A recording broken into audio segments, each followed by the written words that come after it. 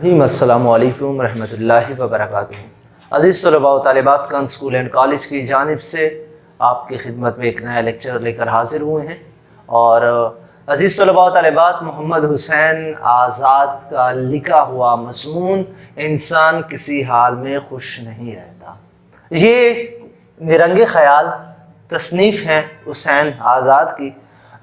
حسین آزاد، محمد حسین آزاد جو ہیں، یہ غالب کے دور کے انسان ہیں، ٹھیک ہے جی۔ غالب کے دور میں یہ بحیثیت شاعر ابراہیم ذوق، ٹھیک ہے جی، ابراہیم ذوق، یہ وہی ابراہیم ذوق ہیں جو کہ استاد تھے مغل بادشاہ بہادر شاہ ظفر کے، ٹھیک ہے جی۔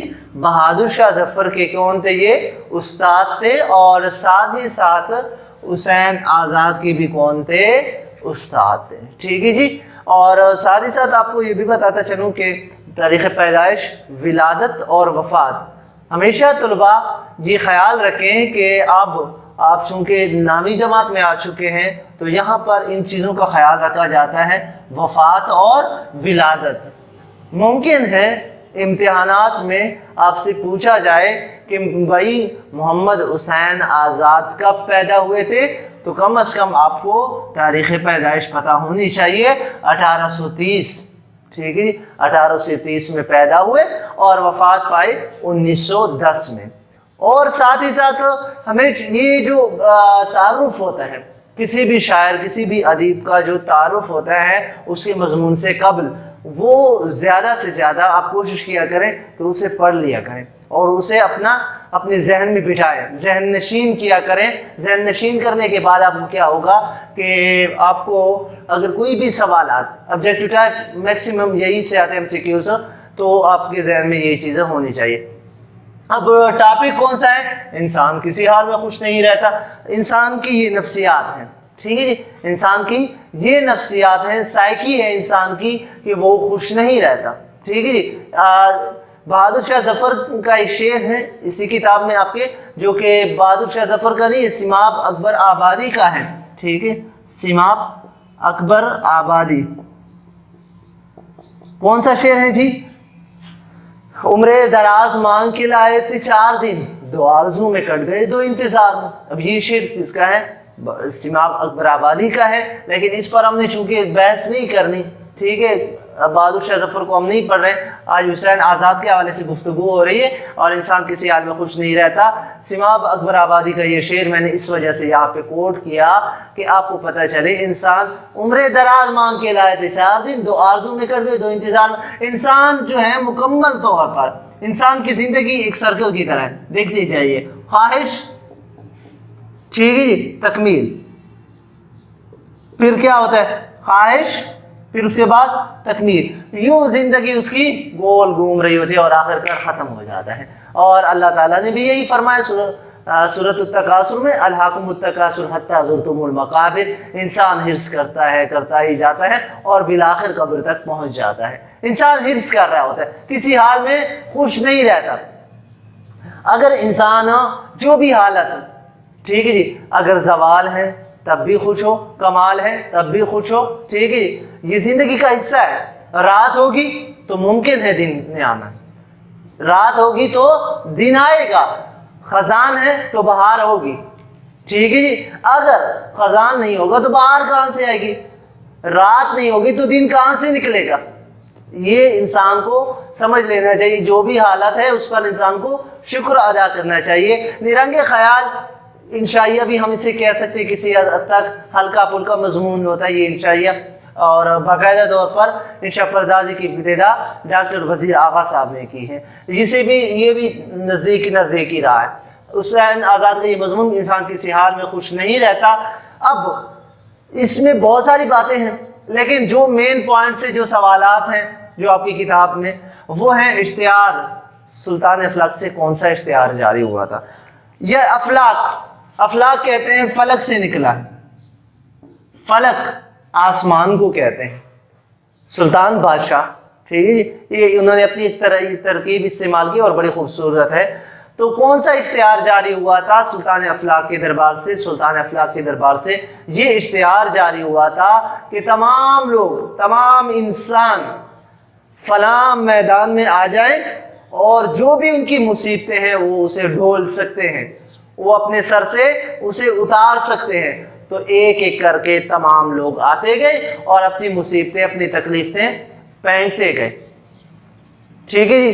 اور یہاں پر سقراط کا جو انہوں نے مقولہ وہ کیا ہوا ہے وہ بھی کچھ اس طرح سا ہے کہ کوٹ کیا گیا ہے۔ وہ کوٹ میں آپ کو بتا دیتا ہوں کہ اگر تمام اہل دنیا کی مصیبتیں ایک جگہ لا کر ڈھیر کر دیں اور پھر سب کو برابر بانٹ دے تو جو لوگ اب اپنے تئیں بد نصیب سمجھ رہے ہیں وہ اس تقسیم کو مصیبت اور پہلی مصیبت کو غنیمت سمجھیں گے۔ اب ہوتا کیا ہے کہ سلطان افلاک سے جب اعلان ہو جاتا ہے تو لوگ آتے جاتے ہیں اور اپنی تکلیفیں یا مصیبتیں جو ہیں پھینکتے جاتے ہیں۔ لیکن یہاں پر ٹویسٹ آتا ہے، اور ٹویسٹ کیا ہے؟ وہ یہ ہے کہ اس کے بدلے میں جو مصیبت پھینک رہے ہو اس کے بدلے میں آپ نے کیا کرنی ہے؟ دوسری کوئی بلا سر لینی ہے، کوئی اور مصیبت سر لینی ہے۔ اب بظاہر کیا ہوتا ہے، عرف عام میں بھی یہی ہمارے ساتھ ہوتا ہے، کسی کے ساتھ ہم ملتے ہیں تو پوچھتے ہیں کیا حال ہے بھائی، تو کہتے ہیں بس ٹھیک ہے، آپ کی طرح مزے نہیں ہمارے۔ اب ہم کیا کہتے ہیں؟ اوروں کی طرح زندگی گزارنا چاہتے ہیں، اوروں کی طرح ہم اپنی زندگی گزارنا چاہتے ہیں، لیکن ہمیں نہیں پتا کہ جو میری زندگی ہے وہ فلاں شخص نہیں گزار سکتا، اور جو فلاں شخص کی زندگی ہے وہ میں نہیں گزار سکتا۔ جو بوجھ مجھ پر ڈال دیے گئے رب کی طرف سے وہ میں اٹھا سکتا ہوں، لیکن انسان کیا کر لیتا ہے؟ اشتہار کو سننے کے بعد مصیبتیں، تکلیفیں وغیرہ پھینکنے آ جاتا ہے۔ وہم کی تصویر، اب سب سے اہم سوال، ٹھیک ہے، وہم کی تصویر کس طرح دکھائی گئی تھی؟ وہم کا کام کیا ہے؟ پریشان کر دینا۔ یہ ایک سائیکی ہے، ٹھیک ہے جی، ایک سائیکی ہے، دماغی خلل اسے ہم کہہ سکتے ہیں۔ یہ ہمارے اپنی دماغ کا خلل ہے کہ ہم نے کیا کرنا ہے، ہمیں پریشانی مول لیتے ہیں اور خود ہی اٹھا رہے ہوتے ہیں۔ ان چیزوں کو کیا کرنا چاہیے؟ نظر انداز کرنا چاہیے۔ یہاں پر وہم کی تصویر کس طرح دکھائی گئی ہے محمد حسین آزاد کی طرف سے، وہ کتاب میں سے میں بتاؤں گا کہ ایک شخص سوکھا سہما دبلاپے کے مارے فقط ہوا کی حالت ہو رہا تھا، اس اموا یعنی ہجوم میں نہایت چالاکی اور پھرتی تیزی سے پھر رہا تھا۔ اس کے ہاتھ میں ایک آئینہ تھا جس میں دیکھنے سے شکل نہایت بڑی معلوم ہونے لگتی تھی۔ وہ ایک ڈھیلی ڈالی پوشاک پہنے جس کا دامن قیامت سے بندھا ہوا تھا۔ اب یہ دامن قیامت سے بندھا ہوا تھا، چونکہ یہ شاعر تھے تو انہوں نے اپنی شاعرانہ جو عادت جو تھی اس کو بھی اس میں اپنے نثر میں دکھایا ہے، اور یہ الطاف حسین آزاد کی یہ نثر کی خوبصورتی ہے، ٹھیک ہے جی۔ اس پر دیوزادوں اور جنات کی تصویریں کڑھائی کی گئی تھی جو جوڑا تھا، ٹھیک ہے جی، اور جب وہ ہوا سے لہراتی تو ہزاروں عجیب و غریب صورتیں اس پر نظر آتی۔ ان کی آنکھ وحشانہ تھی مگر نگاہ میں افسردگی تھی اور نام وہم تھا اس کا۔ یہ اس کی تصویر دکھائی گئی ہے کہ ایک آئینہ اس کے ہاتھ میں ہے، آئینہ جانتے ہیں۔ اچھا، یہاں پر ایک اور بات بتاتا چلوں آپ کے علم اضافے کے لیے، ایک ہوتا ہے شیشہ اور ایک ہوتا ہے آئینہ، ان دونوں میں فرق ہے۔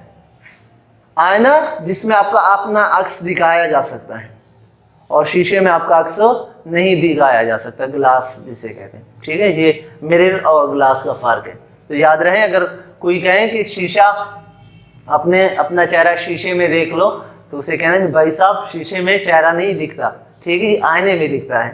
تو عزیز طلباء، وہم کی جو تصویر دکھائی اس کے ہاتھ میں، مطلب اس کو وہم دکھایا جا رہا ہوتا ہے کہ دیکھو آپ اس طرح کتنے کمزور ہو، آپ اتنے کمزور میں آپ میں یہ کمی ہے، آپ میں وہ کمی۔ جس طرح محمد حسین آزاد خود لکھتا ہے کہ میں ایک جگہ ٹھہرا ہوا تھا، اسے لگا کہ میں خیالی انسان ہوں، تو وہ بھاگا میرے پاس آیا اور میں اس سے ڈرا، فوراً اس نے مجھے آئینہ دکھایا، اور آئینہ دکھانے کے بعد مجھے لگا کہ میرا چہرہ تو بہت بڑا ہے، میرا چہرہ تو بہت بڑا ہے. اور چہرے کی بڑھوتی کی وجہ سے مجھے کیا لگا, اس نے کہا میں نے اپنا چہرہ اتار پھینکا, اس کی جگہ ایک دوسرا چہرہ اٹھایا جس کی صرف ناک جو تھی وہ میرے مکمل چہرے سے بڑی تھی. تو یہ کیا ہے, یہ وہم کی وہ دکھائے گی. پیر مرد کا واقعہ. اچھا یہ فارسی ہے, پیر فارسی میں بزرگ کو کہتے ہیں, سفید ریش کو کہتے ہیں. یہ سفید بھی نہیں ہے, یاد رہے, یہ سفید بھی نہیں ہے, سفید ہے, سین کے اوپر زبر ہے. پیر مرد کا واقعہ کس طرح تھا, اس کے پاس کیا تھا, اس کا بیٹا تھا, اور درد کلنج والا جو واقعہ ہے اس سبق میں موجود ہے, آپ اسے دیکھ سکتے ہیں, ملاحظہ فرما لیں. اس میں وہ اپنے بچے سے تنگ آ جاتا ہے, بیٹے سے ایک شخص تنگ آ جاتا ہے, اور ایک کیا کر لیتا ہے, درد کلنج, پیٹ کے درد سے, آنت میں جو ایک مخصوص درد ہوتا ہے اسے درد کلنج کہتے ہیں, اور اس سے تنگ ہو کر اپنے بیٹے کو چھوڑ دیتا ہے, اور درد کلنج ایک شخص اٹھا لیتا ہے. یہ دو اشخاص کا تبادلہ ہوتا ہے بیسیکلی. تو اس میں کیا ہو جاتا ہے کہ جس شخص کے پاس جو بیٹے سے تنگ ہوتا ہے وہ جب درد کلنج اٹھا لیتا ہے تو پھر چیخ رہا ہوتا ہے, چلا رہا ہوتا ہے کہ ہائی یہ میرے کے ساتھ کیا ہوا, میرا بیٹا بہت ہی اچھا تھا, میرا بیٹا بہت ہی اچھا تھا. اور جو شخص اس کے بیٹے پر قبضہ کر لیتا ہے, اس کے بیٹے کو اٹھا لیتا ہے, اپنے سر کر لیتا ہے اور اپنے درد کلنج کو اتار دیتا ہے, تو بعد میں وہ بھی چیخ رہا ہوتا ہے, وہ بھی چلا رہا ہوتا ہے کہ ہائے میں نے یہ کیا کر دیا, میرے لیے تو درد کلنج یعنی پیٹ کا درد ہی بہتر تھا, وہ اس میں اتنی مصیبت نہیں تھی, اتنی تکلیف اس میں نہیں تھی. اور بہت سارے ایسے لوگ پہلے سے اس میں موجود ہیں, تذکرہ کیا گیا ہے, لیکن ہمارے پاس چونکہ وقت کی قلت ہوتی ہے, ویڈیو کلاس میں جب ہم ویڈیو آن لائن چونکہ لیکچر تیار کرنا ہوتا ہے تو ہم مختصر مین پوائنٹس کی جانب بڑھتے ہیں. اچھا جی, اب سب سے اہم نقطہ جو تھا وہ یہ ہے کہ انسان کن چیزوں, اس موقع پر جب وہ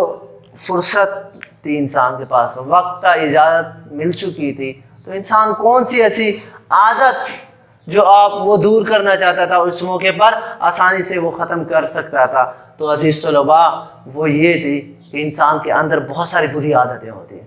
ٹھیک ہے جی, بری عادتیں ہوتی ہیں, زبان سے بھی ہوتی ہے, اور بھی بہت سارے عادات و اطوار ہیں.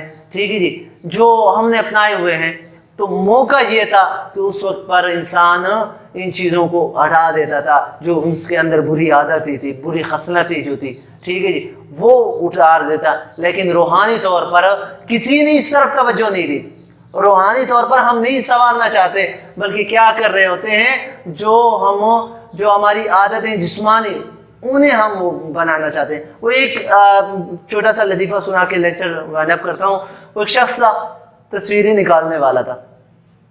جب اس کے مرنے کا وقت آیا تو اس نے کہا کہ میں نے پوری زندگی میں جب تک میں زندہ رہا میں نے 50 روپے والی تصویر ہمیشہ بنائی ہے, 20 روپے والی, 30, 40, 50. ٹھیک ہے جی, یہ کچھ قیمتیں تھیں. 20 روپے میں جیسے ہم ہیں ویسے ہم دکھا دیتے ہیں.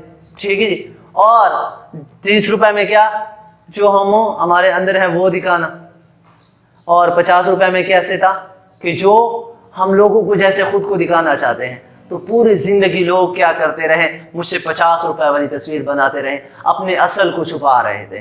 ہماری یہ عادت بن چکی ہے کہ ہم جو ہے اپنے اندر کی جو خرابی ہے اس کو ظاہر نہیں کر رہے ہوتے. ہم جسمانی طور پر خود کو اچھا دکھا رہے, باہر سے ڈیکوریٹ کر رہے ہوتے ہیں, لیکن اندر ہمارا وہی گند ہے, وہی میل ہے. عزیز طلباء, اس سبق کا مقصد کیا ہے کہ اپنی روح کو پاکیزہ کیجیے گا, اپنی روح کو سنواریے گا, اور وہ بری عادتیں چند جو ظاہراً ہیں وہ ٹھیک ہے, ممکن ہے اس کو ختم کرنا چاہیے, لیکن اتنا بھی نہیں کہ اپنے باطن کو ہمیں بھولنا چاہیے. باطن کو بھولنے والی چیز نہیں ہے. حساب کتاب باطن کا ہی ہونا ہے, ٹھیک ہے, ظاہر کا نہیں ہونا. انشاءاللہ سب سمجھ آ چکی ہوگی آپ کو. اگر کوئی بھی مسئلہ ہو تو آپ کامنٹس کر سکتے ہیں, پوچھ سکتے ہیں, یا مائنڈ اسٹرینجر جو میرا اپنا چینل ہے وہاں پر آ سکتے ہیں, وہیں سے مجھ سے کانٹیکٹ کر سکتے ہیں. بہت شکریہ. فی امان اللہ.